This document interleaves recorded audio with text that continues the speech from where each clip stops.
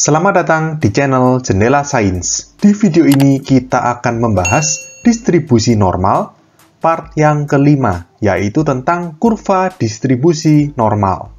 Simak terus video ini sampai akhir. Untuk menjelaskan apa itu kurva distribusi normal, perhatikan contoh soal berikut.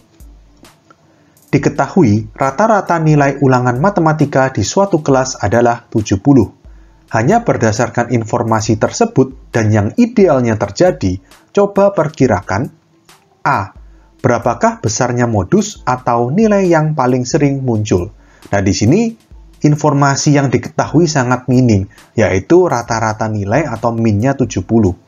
Tidak diketahui berapa nilai masing-masing siswa. Tidak diketahui berapa jumlah siswa di kelas tersebut. Hanya min aja, kita disuruh memperkirakan berapa besarnya modus atau nilai yang paling sering muncul. Atau dengan kata lain, siswa di kelas tersebut ini paling banyak atau mayoritas dapat nilai berapa. Gitu kan ya? Nah, gini, kita pakai logika dan yang idealnya terjadi. Nilai rata-rata 70, min 70, bukan berarti setiap siswa dapat nilai 70. Pasti ada siswa yang dapat nilai kurang dari 70, dan ada siswa juga yang dapat nilai lebih dari 70. Tetapi secara ideal, yang dapat 70 ini pasti ada banyak siswa. Ya kan? Yang dapat jelek itu sedikit, yang dapat bagus sedikit juga. Yang tengah-tengah ini, yang rata-rata, yang min 70 ini yang paling sering muncul, yang siswa ini paling banyak dapat nilai segitu. Gitu ya. Jadi di sini, berapa besarnya modus? Jawabannya adalah 70. Jadi kalau misalkan nilainya yang kurang dari 70, 65, 60, 55, 50, frekuensinya semakin berkurang. Sedangkan yang naik, jadi yang dapat nilai 75, 80, 85, 90, dan seterusnya, frekuensinya juga semakin berkurang. Jadi kalau di grafik itu naik terus turun, puncaknya itu di 70 ini tadi. Ya, jadi itu adalah frekuensi tertinggi, nilai yang paling sering muncul. Lagi-lagi itu yang ideal. Tidak selalu setiap kondisi itu ideal. Bisa saja minnya 70 tapi modusnya lebih dari 70. Bisa 80, 90, atau kurang dari 70, 65, 62, 58, dan seterusnya. Tapi sekali lagi di sini kita disuruh memperkirakan dengan kondisi yang ideal. Kalau kondisi-kondisi yang seperti tadi itu adalah kondisi yang tidak ideal. Oke? B. Manakah yang lebih banyak? Siswa yang mendapat nilai 75 atau 80. Kita lihat, 75 dan 80 ini kedua-duanya lebih dari nilai rata-rata. Nah, secara ideal, kan tadi saya sudah bilang ya, grafiknya ibaratnya naik terus turun. Puncaknya itu di 70. Berarti gini logikanya, semakin jauh nilai itu menyimpang terhadap nilai rata-rata, maka frekuensinya pasti semakin rendah. Gitu ya. Jadi kalau misalkan di sini 75 sama 80, 75 ini menyimpang 5 dari nilai rata-rata. Sedangkan 80 ini menyimpang 10 dari nilai rata-rata. Semakin jauh simpangannya, semakin rendah frekuensinya. Semakin dekat atau semakin rendah penyimpangannya terhadap rata-rata, maka frekuensinya semakin tinggi. Jadi, manakah yang lebih banyak siswa yang dapat nilai 75 atau 80? Jawabannya 75, karena lebih dekat ke rata-rata. Oke? C. Manakah yang lebih banyak siswa yang mendapat nilai 60 atau 80? Nah, 60 itu lebih kecil dari rata-rata. 80 lebih besar dari rata-rata. Tetapi, ini, mereka berdua ini memiliki kesamaan, yaitu sama-sama menyimpang 10, selisihnya 10. Hanya ini penyimpangannya negatif terhadap rata-rata, dan ini penyimpangannya positif. Nah, meskipun berbeda, satu positif, satu negatif, tetapi karena jaraknya itu sama terhadap min atau rata-rata, nah kita asumsikan yang idealnya terjadi itu kan simetris kiri kanan, yang kurang dari rata-rata dan yang lebih besar dari rata-rata. Berarti secara ideal, siswa yang mendapat nilai 60 dan 80 ini sama banyak. Jadi, manakah yang lebih banyak? Jawabannya tidak ada. Oke? D. Berapakah besarnya median atau nilai tengah? Nilai tengah itu ingat ya, jadi misalkan data nilai itu kita urutkan dari yang paling kecil sampai yang paling besar, kemudian tengah-tengahnya yang membagi data ini menjadi dua bagian sama besar, itu berapa? Nah, tadi kan secara ideal bentuk data itu kan simetris kiri dan kanan. Berarti median itu ya tengah-tengahnya tadi, yaitu rata-rata 70 juga. Gitu kan ya? Oke, nah di part yang pertama kita sudah membahas kurva distribusi variabel acak kontinu. Ada dua macam, yang berdistribusi normal dan yang tidak berdistribusi normal. Nah, kondisi ideal yang terjadi yang kita bahas ini tadi, itu adalah kurva distribusi variabel acak yang berdistribusi normal. Jadi kurvanya seperti ini, simetris.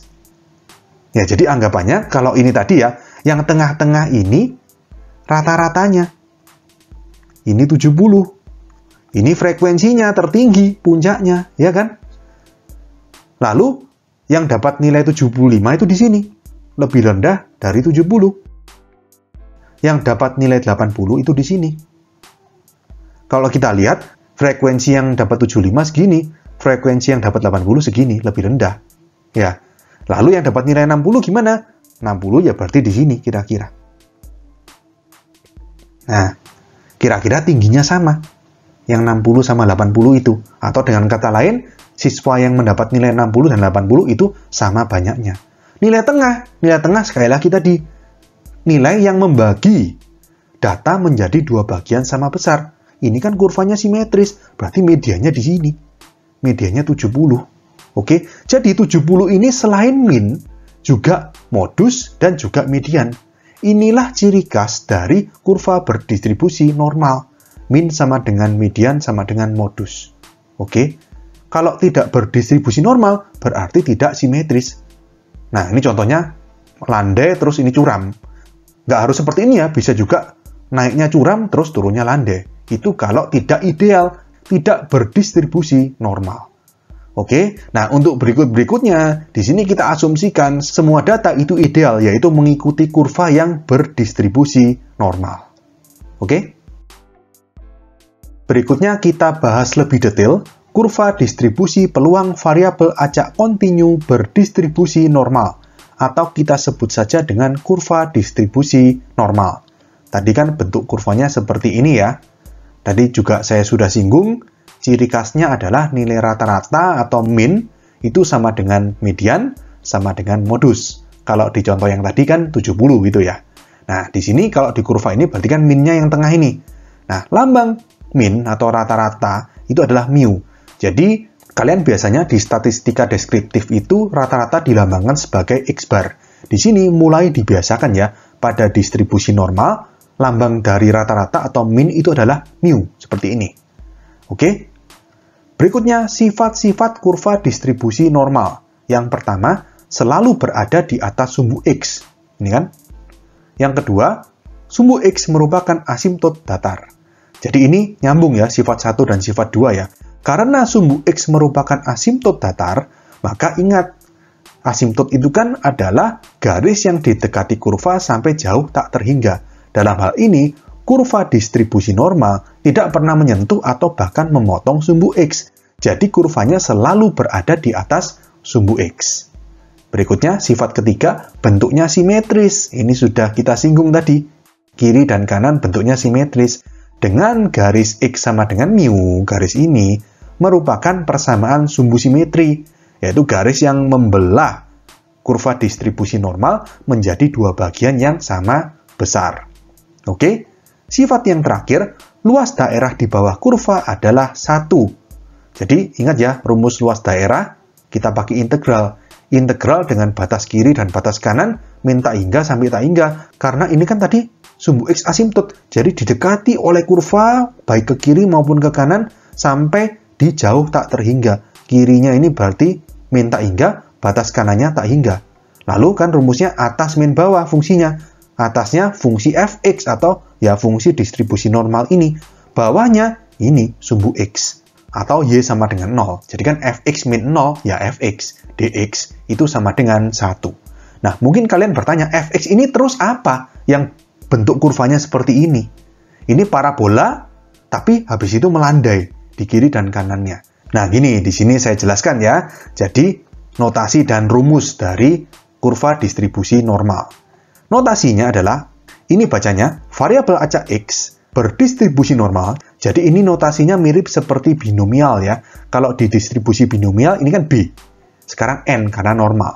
Jadi variabel acak X berdistribusi normal, kurung, dengan nilai rata-rata atau min sebesar mu, tadi sudah kita bahas, dan nilai ragam atau varians itu sebesar sigma kuadrat.